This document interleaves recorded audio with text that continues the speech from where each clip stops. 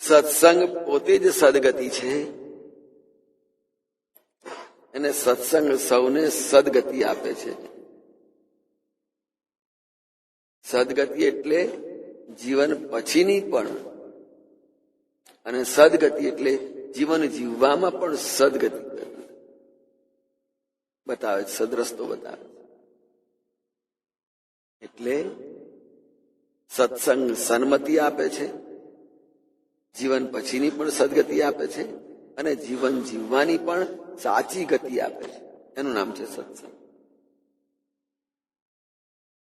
મૃત્યુ પછીની સદગતિ તો ખરી જ, પણ જીવતે જીવતા સદગતિ, સારો માર્ગ બતાવે, એનું નામ છે સત્સંગ.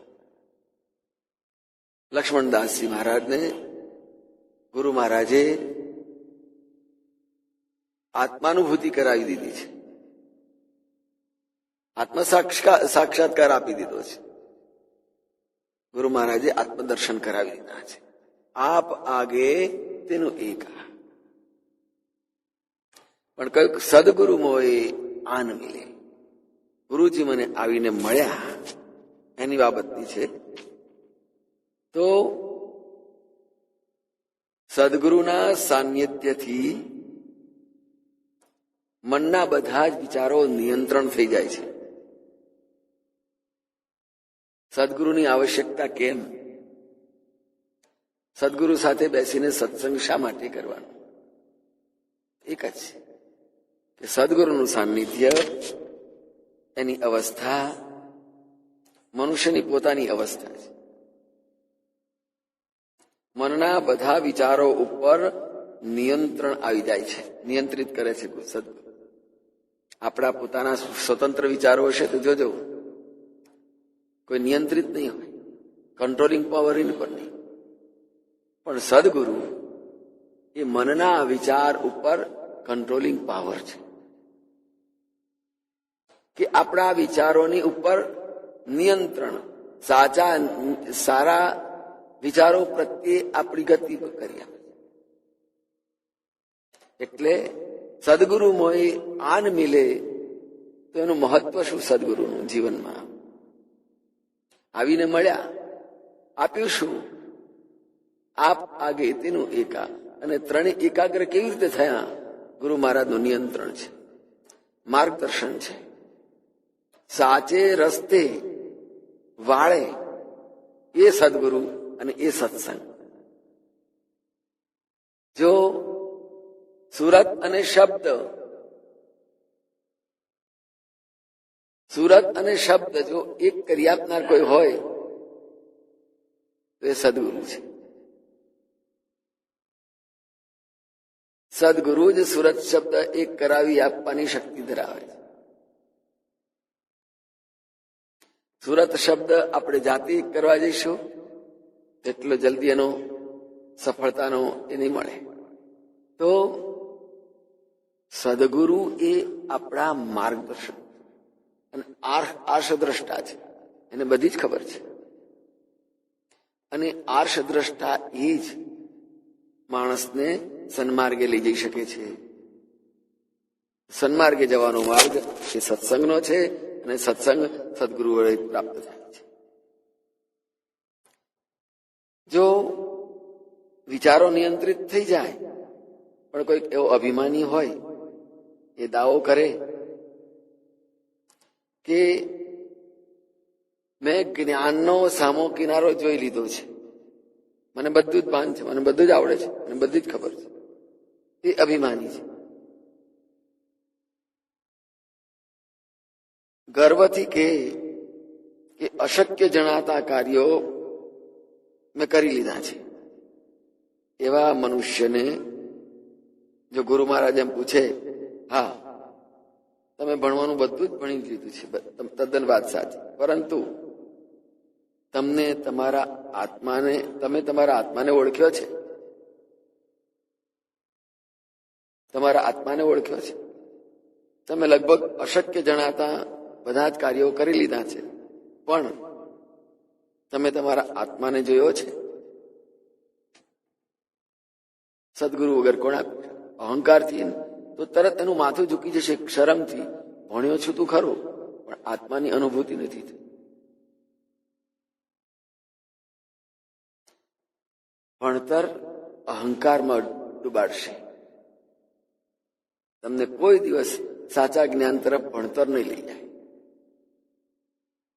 ઉપાધિઓ છાતે બાંધીને ફર્યા કરે, અમારી ડિગ્રી, અમારી ઉપાધિ. અહંકાર પોષ ખેર વ્યવહારિક આવશ્યક છે, પણ જ્યારે આપણા પોતાના જીવનમાં સૂક્ષ્મ ચિંતન તરફ આગળ વધીએ ને ત્યારે એ ઉપાધિ છે, બહુ જ રૂપ છે. વિવેકાનંદજી રામકૃષ્ણ પાસે ગયા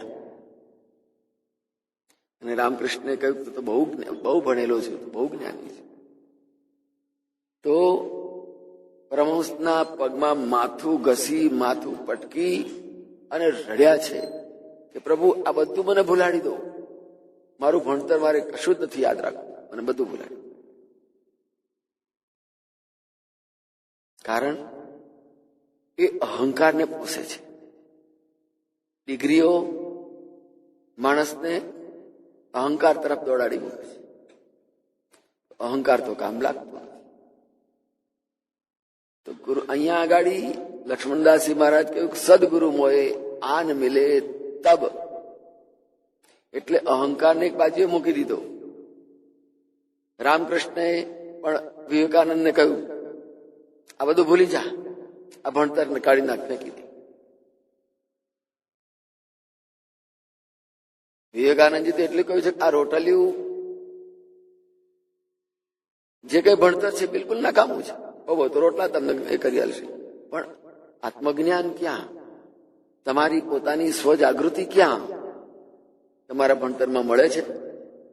આટલી ડિગ્રીઓ મેળવી, તમે મેળવ્યું તો એ બધું જ કરે, પણ જ્યાં સુધી સ્વજાગૃતિ ન હોય, તમારી આત્મસંપન્નતા ના હોય, આત્માને ન જાણો, ન સમજો, ત્યાં સુધી આ બધું ભણેલું એક રોટલા કમાવા પૂરતું બરાબર છે. પણ રોટલા કમાયા પણ સુખી કેટલા, જીવનમાં શાંતિ કેટલી? એના માટે જવું પડશે સ્વસ્વરૂપ સુધી. અને એ જ વાત પરમહંસજીએ વિવેકાનંદને કહી દીધી, આ બધું ભૂલ્યા વગર છૂટકો નથી. તો આત્મજ્ઞાન લક્ષ્મણદાસજી મહારાજને ગુરુ મહારાજે આપ્યું, સાક્ષાત્કાર કરાવી દીધો આત્માનો. પણ ક્યારે? પેલું બધું જ ભૂલાડ્યું. સુરત રહા કે શબ્દ રહા કે સુરતી, કશું જ નહીં બોલું. આ બધું સાથે હશે, સુરત સાથે હશે, શબ્દ સાથે હશે, તો આત્મા સુધી જવાશે ખરું? બધા જ વિઘ્નરૂપ, અડચણરૂપ હશે. એટલે ગુરુ મહારાજે સુરતાઓને પણ છોડાવી દીધી, શબ્દને પણ છોડાવી દીધો, માત્ર પોતાનું સ્વરૂપ આ છે. એટલે જે ચરમસીમા કહેવાય, જે અંતિમ પ્રકારનું જ્ઞાન કહેવાય, એ આત્માનુભૂતિ.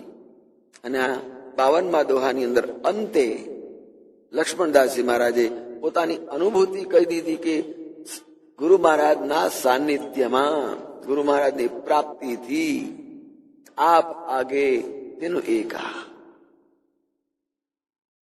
માયા, જીવ અને ઈશ્વર ત્રણેય એકમાં. માયા પણ ઈશ્વરની છે, જીવ પણ ઈશ્વરનો છે, અને ઈશ્વર સ્વયં પોતે જ છે. એટલે આ આત્મા છે. શરીર પણ એની સાથે છે, મન પણ એની સાથે છે. આપ આગે તીનું એકા, સદગુરુ મોએ આન મિલે. પણ એ સ્થિતિ, એ અવસ્થા સદગુરુ જ પ્રાપ્ત કરાવી આપે, જ્યારે પણ શબ્દમાંથી, શરીરમાંથી, સુરતમાંથી વ્યામોહ ઉઠી જવો જોઈએ. આ બધાથી સર્વોપરી એકમાત્ર આત્મસ્વરૂપ છે. બ્રહ્મા, વિષ્ણુ અને મહેશ્વર, આપ આગે તેનું એકા, એ પરમ તત્વ પરમાત્મા છે. એ પરમ તત્વની આગળ એ ત્રણેય એક જ છે, કોઈ જુદા નથી.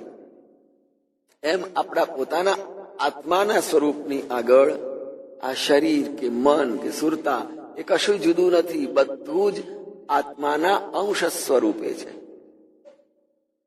બીજો છે જ નહીં. માત્ર હું પોતે એકલો જ આત્મા સ્વરૂપે છું. લક્ષ્મણદાસજી મહારાજે ગુરુ મહારાજની પાસે આ પ્રમાણેનું પરિપૂર્ણ જ્ઞાન, ચરમસીમાનું જ્ઞાન, જેને કહેવાય સુપરલેટિવ ક્લાઇમેક્સ, એ મેળવી લીધું. હવે આગળ કશા માટે કોઈ પ્રયત્ન કરવાનો પ્રયત્ન હોય જ નહીં. આત્માનુભૂતિ થઈ જાય એટલે દેહાધ્યાસ છૂટે ને કર્મભાવ પણ છૂટી જાય. કોઈ પણ ક્રિયા, કોઈ પણ કર્મની સહેજ પણ આવશ્યકતા રહેતી નથી. બધું જ નષ્ટો મોહ સ્મૃતિ લબ્ધ્વા, મોહ નષ્ટ થઈ ગયો અને મને સ્મરણ થઈ આવ્યું પોતાના સ્વરૂપ. તો આમ સ્વસ્વરૂપ પ્રાપ્ત થઈ ગયા પછી એને કશું જ મેળવવાની સહેજ પણ ઈચ્છા ન થાય.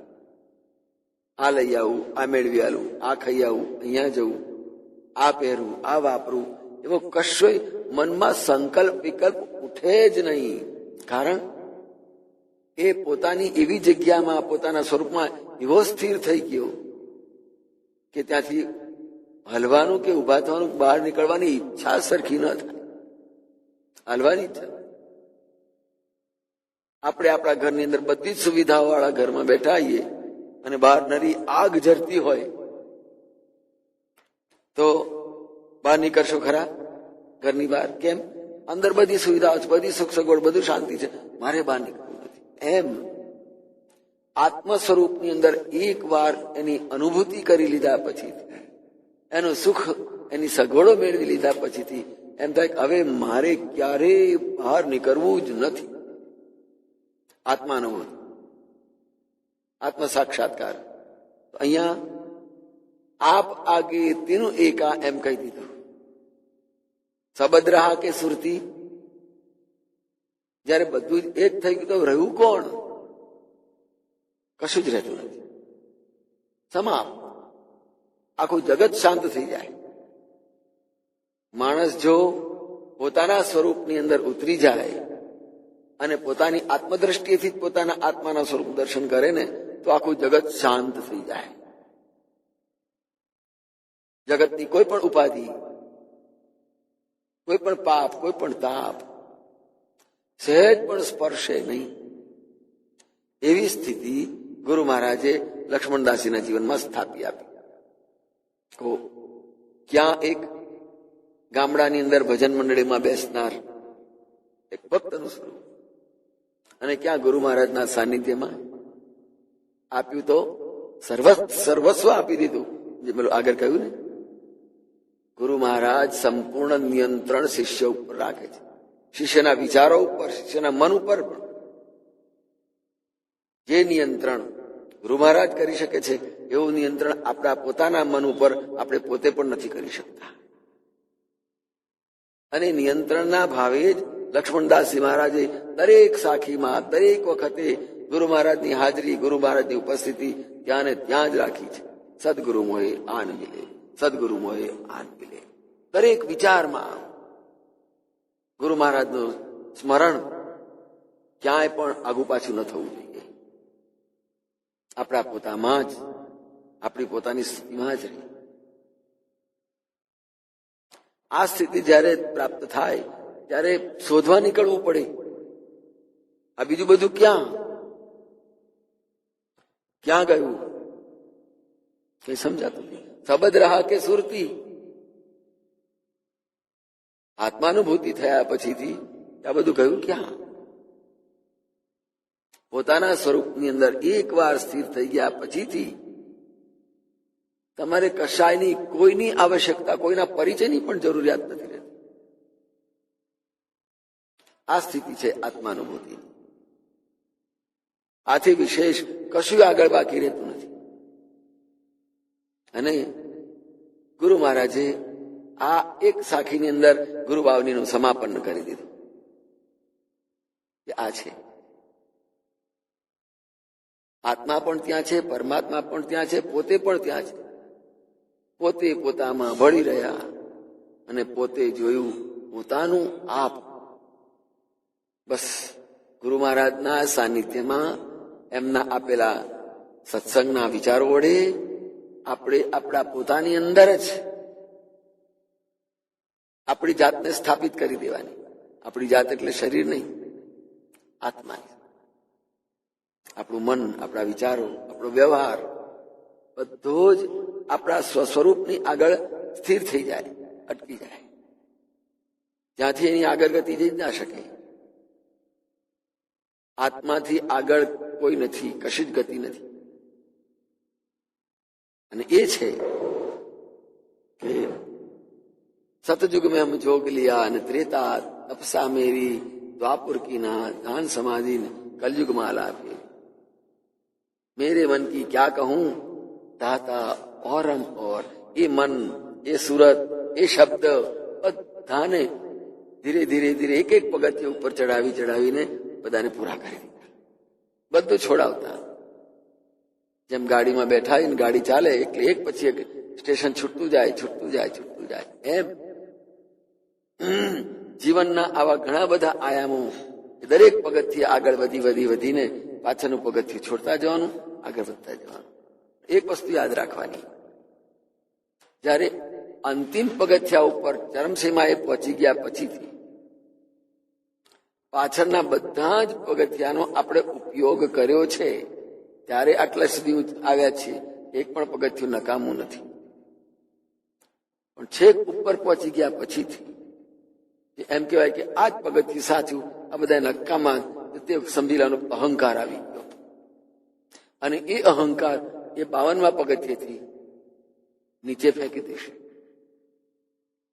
જ્યારે પ્રગતિ કરવી હતી, ઉપર ચડવું હતું, ત્યારે એક એક પગથિયાએ એની પીઠ આપી છે. મુક્તારો પગ વધ આગળ, એક એક પગથિયાએ પીઠ આપી હોય આપણને, આપણો ઉત્કર્ષ ઉન્નતિ સાધી હોય. અને છેક ઉપર ગયા પછી કે તમને બધાને શું કરવાના, તો આ સાચું છે, તમે બધા નકામા ખોટા છો. કોઈ પણ માણસને સીધી આત્માનુભૂતિની વાત કરશો ને એને નહીં સમજાય. એને તો પેલો આંગળીએ પકડવો પડશે, રોજ મંદિરમાં લઈ જવો પડશે, જય જય કર, રાધે રાધે કર, માળા ફેરવ, નિત્ય નિયમ કર, પુસ્તક વાંચ, ભજનમાં બેસ. આમ કરતા ધીરે ધીરે ધ્યાન કર, આસન કર. એવા એક એક પગથિયાએ ચડાવીને આખરે આત્માનું એક જ સ્વરૂપ સાચું છે ત્યાં લઈ ગયા. પછી એને લક્ષ્ય, આખી સીડી હું ચડ્યો અને છેવટે મને આત્માનુભૂતિ થઈ. તો એક પણ પગથિયું ખોટું નથી, એક પણ પગથિયું નકામું. અને ત્યાં ઉપર ચડ્યા પછી પણ જો એ પગથિયું ચૂક્યા અહંકારમાં ફસાઈને, તો નીચે પડતા વાર નહીં લાગે. અને ઉપર ચડતા એક એક પગથિયાએ જે પોતાની પીઠ આપી છે, એ 52માંથી એક પગથિયું તમને પડતી વખતે આટલો સહારો નહીં આપે, સીધા જ નીચે નાખશે. અહંકાર. એટલે હંમેશા સદગુરુનો ઉપકાર, સદગુરુની કૃપા એ નકામી નથી, ખોટી. શિષ્ય છેક આગળ પહોંચી જાય પછી કે મારે ગુરુજી મારે શી જરૂર છે. ગમે એટલો જ્ઞાની થયો હોય, ગમે એટલી ઉચ્ચ અવસ્થાએ પહોંચ્યો હોય, પણ વ્યવહારની દ્રષ્ટિએ ગુરુ અને શિષ્યના સંબંધો એ અક્ષુણ્ણ રહે છે. ઈશ્વર ગુરુરાત્મેતિ મૂર્તિભેદેન. ગુરુ અને શિષ્યનો આત્મભાવ છે, પણ જયારે મૂર્તિભેદ, શરીર ભેદ છે, ત્યારે ગુરુ છે અને શિષ્ય છે. આ ભાવ છે. તો લક્ષ્મણદાસજી મહારાજે આત્માનુભૂતિ કરી લીધી, ગુરુ મહારાજે સ્વસ્વરૂપ આપી દીધું, છતાંય નહીં, અમારો સંબંધ સદગુરુ મોય. આ ઉપનિષદોની વાત છે, આ તત્વચિંતન છે. શંકરાચાર્યના શ્રીમુખથી નીકળેલી આ વાત છે. આદ્ય શંકરાચાર્ય, કે જે વ્યવહાર ભેદ છે એ વ્યવહાર ભેદ ગુરુ શિષ્યનો રહેવાનો, પણ જ્ઞાન ભેદ ન રહે. આપ આગે તેનું એક,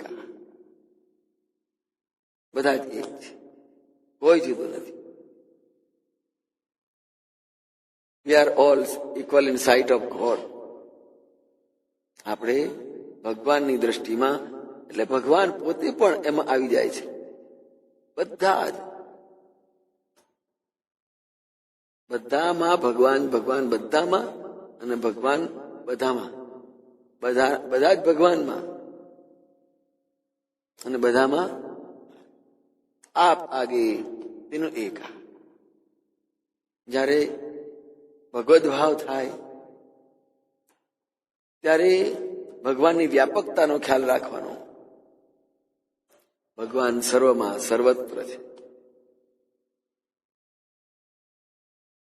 આ વ્યાપક ભાવ થયો. અને સર્વત્ર જે ભગવાન છે એ જ મારામાં, એ ભગવાન મારામાં પણ છે.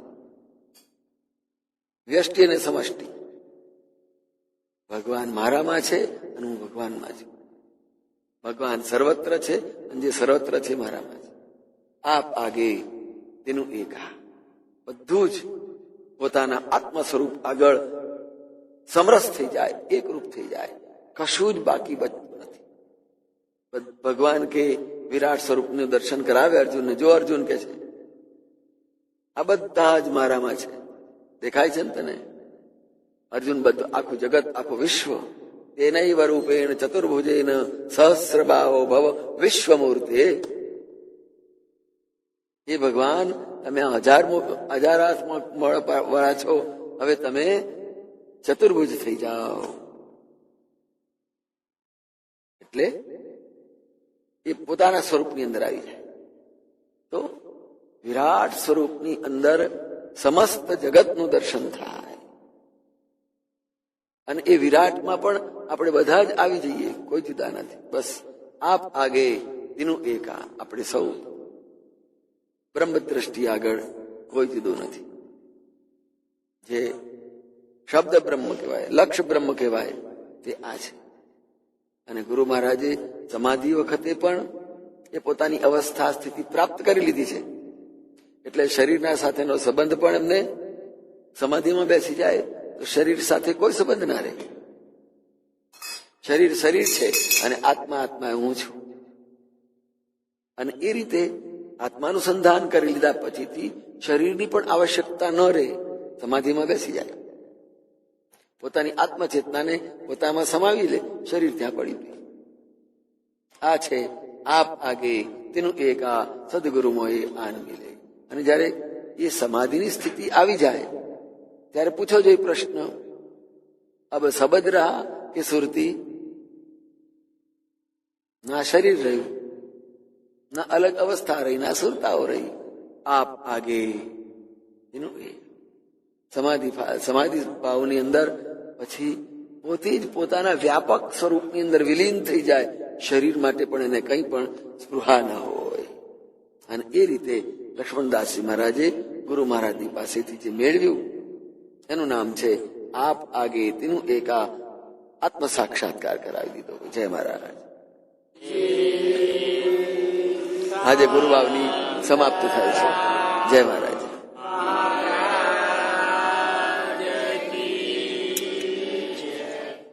Yeah.